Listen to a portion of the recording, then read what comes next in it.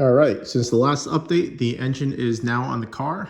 It went in pretty easy, and it's bolted up using those Hossport 70A polyurethane mounts. Really nice quality, nice product here. So a couple new parts that went on the car already. I got the Mishimoto non-thermostatic oil cooler, and those lines run from that up through this little spot. And it goes to a sandwich plate, and it's connected to a stock oil filter. So there's two 1/8 NPT fittings on the sandwich plate. I'm just using one of them, and this one is going to be for oil temperature. And that is going to a D5 gauge. Now this one is going to the stock oil pressure sending area, and this is a D5 oil pressure sender unit.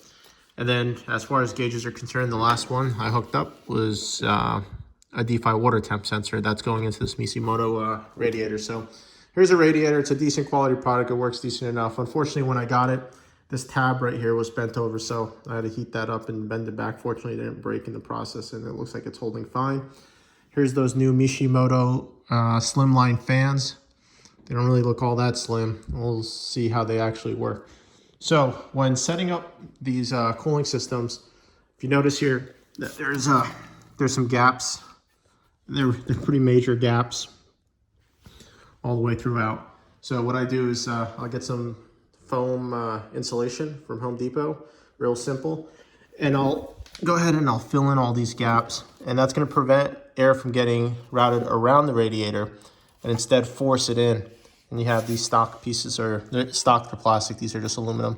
They'll keep everything in this area over here. Notice there's no AC condenser on this car either, so this is just getting direct flow. There's no issues with this oil cooler blocking the radiator. It works great.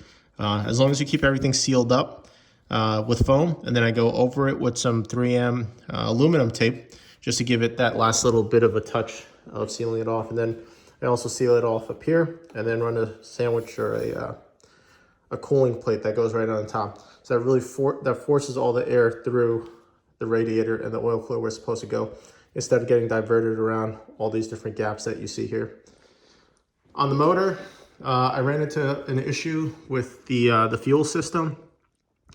And at first I thought the issue was because of the new pigtails that I put on. This car had some different pigtails because it was using 1500cc injector. So I needed to put these OEM style ones back on for the stock fuel system to work.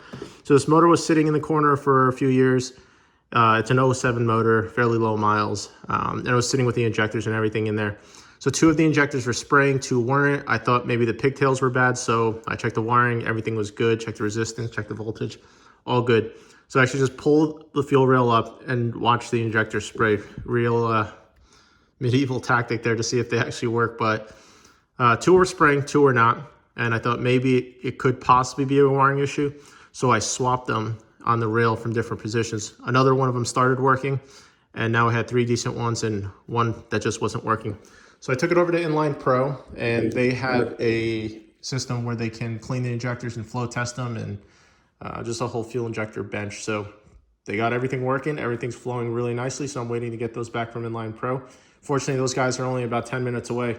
It's nice having a good asset like that really close that could do that type of work. I thought I was gonna have to ship them out, so that's good to go. Other than that, this motor is gonna be getting PLM header, PLM test pipe. You notice the boxes are getting less and less here as I'm starting to get all these parts on. And then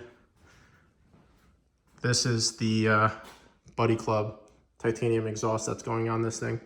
So this should be pretty cool. It's only 10 pounds. It's kind of funny when you pick it up because you expect it to weigh quite a bit, but it's super light, 10.2 pounds or something like that.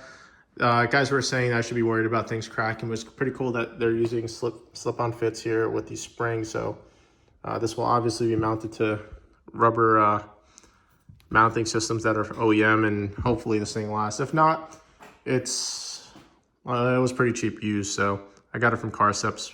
Brian was running it. He thought it was too loud for my car. It's a race car. It's never going to see the street. I don't really care how loud it is. We'll see how that goes. And on the top of the car now is this new Forbidden double carbon fiber OEM hardtop. So I got this from one of the guys over at Inline Pro who bought it for their own car, and then ended up selling the car and not using it. It's brand new. It has a glass window that it came from, a Ballad glass window. So it ended up weighing that the glass window weighed more than the top itself.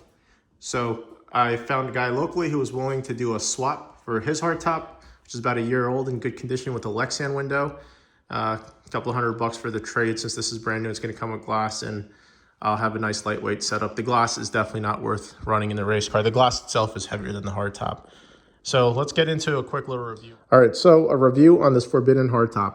I've had a number of Forbidden hardtops, OEM ones, the Mugen style.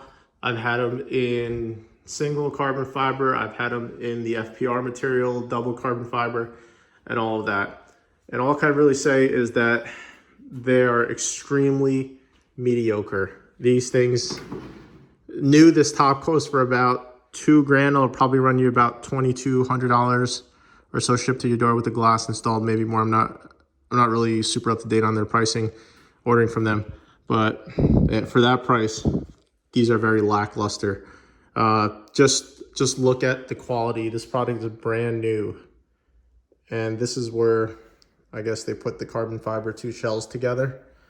And I didn't even know this because I never really saw one without the window, but it's not fully carbon fiber all the way throughout the back. So underneath the windshield, they are just using this FPR material on the outer layer. Inside, I'll turn the light on in another shot and get a picture of that.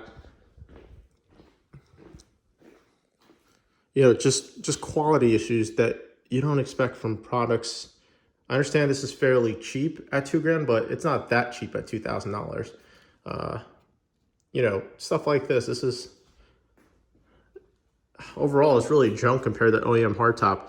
Now, if you have a car and you want to street it and you want to make it a nice S2000 street car, don't waste your money on these things. They're junk. They all suck. You can get them to work. You can get by with them, but nothing really compares to the OEM hardtop. This thing had an OEM hardtop on it before. The quality is just excellent.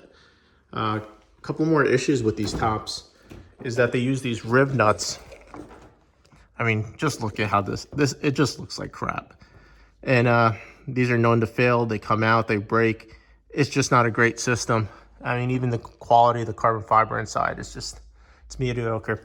So the reason I use it, after basically talking all this smack on it, is because they're super light. This is a race car. I don't really care about noise. I don't really care about the sealing aspect and leaks or anything like that. I just need a roof on the car that's as light as it can, and these things are pretty light. So they are great for a race car. Rockstar Garage also makes one that I saw at the track this past weekend. The quality on that seems to be considerably higher, but I just don't like the look of the rear glass that they use. I just, honestly, I think it's hideous. I like the OEM-ish look. I might paint this, I'm not sure yet. For now, it's just gonna stay carbon fiber, and I'll get some pictures and stuff like that once I trade with the local S2000 owner and get the other top on from him.